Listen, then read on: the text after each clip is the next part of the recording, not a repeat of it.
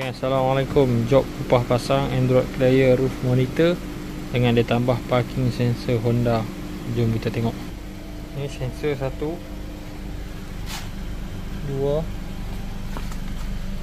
3 4. Side mirror custom.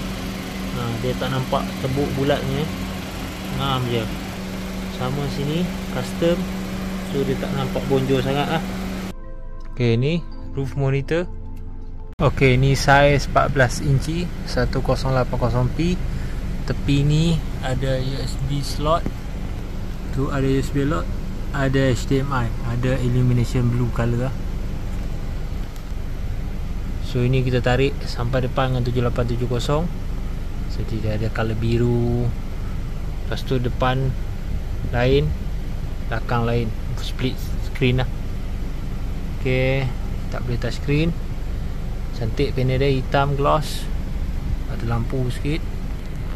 So dekat sini boleh select dia punya input. Dia tekan kan, nampak ada HDMI, ada AV, ada USB lah, cucuk kat tepi ni tadi. Alright.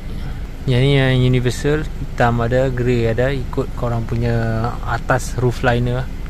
So ni dalam gelap dia ada lampu, cantik lah, boleh tukar-tukar lah. Merah ke, orange ke, hijau, purple, ikut korang lah. Ok, ini display 1080p Full HD. Top dia senang je, buka dia tekan ni, dia buka. Ok, ni Android 7870. Ok, ini yang interface terbaru lah, 7870. 360 dia tak ada menu besar-besar, tekan baru ada. And then bila kita contoh masuk D, kita bagi signal lah, dia nampak dia punya blind kiri kanan lah. Ni boleh adjust. Kalau nak nampak depan sikit, tarik boleh, belakang pun boleh.